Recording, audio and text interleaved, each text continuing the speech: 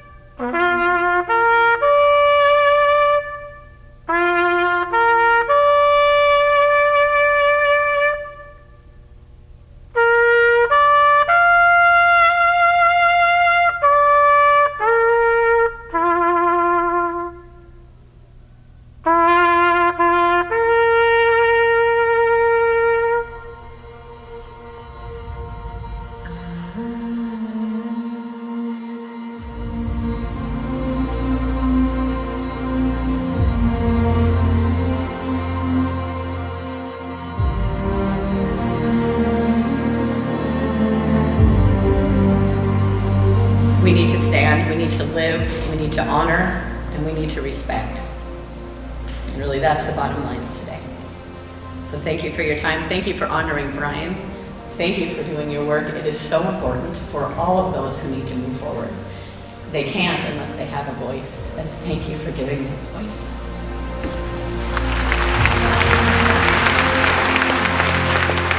It would take me all day to explain to you what patriotism and the flag, what that means to me, because it's almost impossible to explain that to you.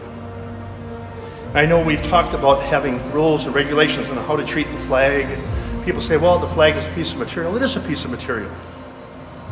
But when you see somebody being disrespectful to that flag and stomping on it and trying to make a political statement by it, of course, what I think of is the 58,286 people that were left behind, that died, left behind.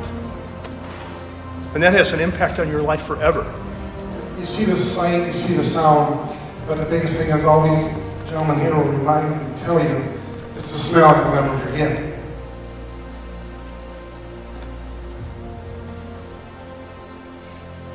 And I hope and pray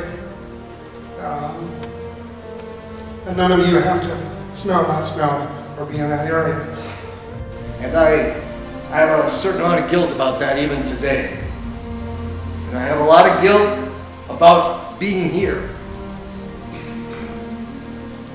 Because over 58,000 names are on the wall.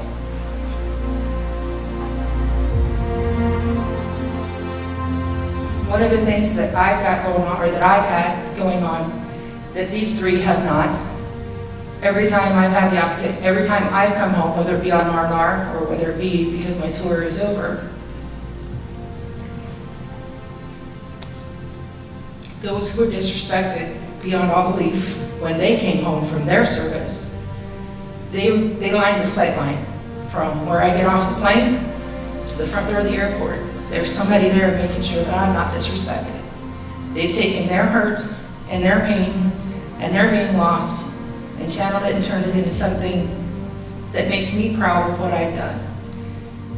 They have a lot of luggage locked up inside like I did.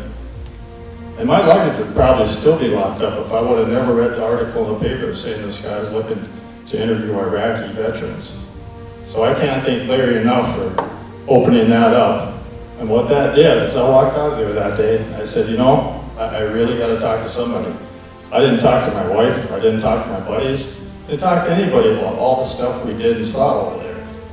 But what you people need to get from us, I think, is to understand the carnage and the violence of the war. War is so incredibly violent, and the smell and the noise is just like nothing you can conceive of in your life. The thing you can't pick up in a movie is smell, and the hearing of guys getting shot or getting blown up or pieces blown off of them. When I got discharged from the Army, I left Vietnam 36 hours later. I was out of the Army. I was wearing my dress uniform for the first time. I'd ever worn it. Had my medals for the first time on. And as I'm walking through the airport in Oakland,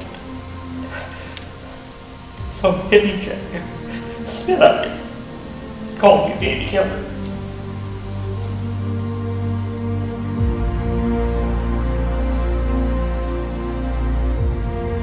One of my worst ones were like one of my best buddies was killed on Easter Sunday, 1953. You don't think that hit home. So I guess that's my story. Big Northern Korea, I was when Old Baldy, Papasan, T-Bone, the Yellow River, the 2nd Division was there. Thank you guys, and especially thank you all for standing up for the man, because these are my heroes. Of course, everybody says the heroes are the ones that don't come back, which that is true. But we have living heroes here too, so thank you.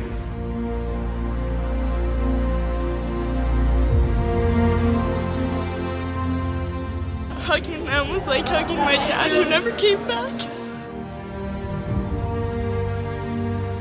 Tell me about the program today, what it meant to you, the impact, the emotion, and on the students and yourself. Yeah, well, let me first of all start off by saying thank you, Larry, for the work that you've done, the opportunity to bring your good work to the students at South High School along with the faculty. The students walked away today with a question that I'd asked them, what is it that you learned today? And what they learned today certainly was about experiences, stories that allows them to sit in this school and reap the benefits of the hard work, the efforts that others have made to ensure that they have the opportunity to understand what the word freedom is all about. So we appreciate you taking your story, your passion, and sharing it with the community of South High School. Awesome.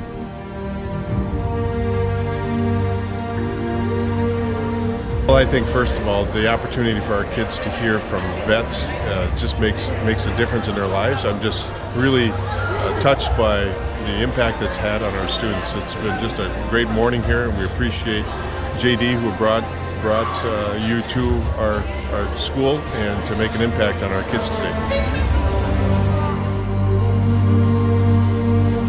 I'm 14 and what do I know, but I feel like I know a lot more after today because just seeing these real life heroes here and just hearing their stories, it's something you don't hear in textbooks or get to know, and I feel I know a lot more after today, so thank you. It was something else. It was just extremely touching. I've never felt anything like that or really understood what they really go through.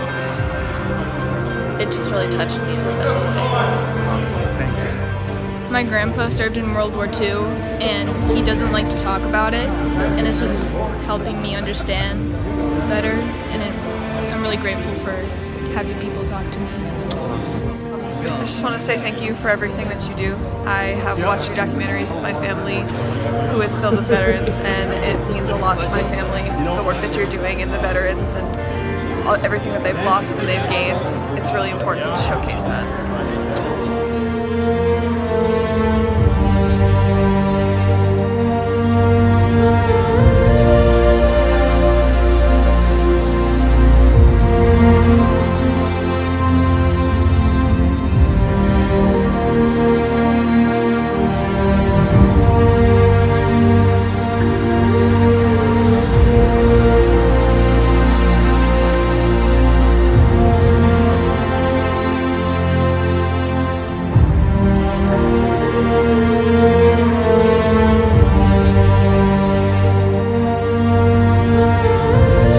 What does freedom mean? Somebody tell me what freedom means to you. Get this, John. Freedom is almost indescribable because we have such a blessing today of what we get to stand here, go to school, eat food, hang out with our friends, because freedom is something that's been given to us by people who came before us. Freedom is something that we get to cherish and something that we get to hold, and is something we should never take for granted. Very well said.